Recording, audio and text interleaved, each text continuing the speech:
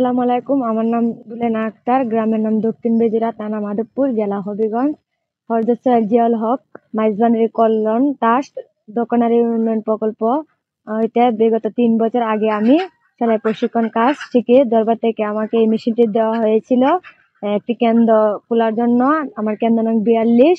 আমি সেলাই প্রশিক্ষণ করে 30 জনকে যাবত কাজ শেখাইছি। শেখানোর পরে ভান্ডারি থেকে হাসান বাবা খুশি হয়ে আমাকে এই মেশিনটি আজকে নিজস্ব করে দিচ্ছেন। আমি অত্যন্ত খুশি দরবারের কাছে। আমার মা বোনের মুখে আমি এই মেশিনটি দ্বারাতে আজ হাসি ফোটাতে পারবো। আর আমার মতো অসহায় দরিদ্র আরো অনেকে আছে, আমি চাই মাইজ ভান্ডারি থেকে তাদের মুখে হাসি ফোটাতে যেন পারে।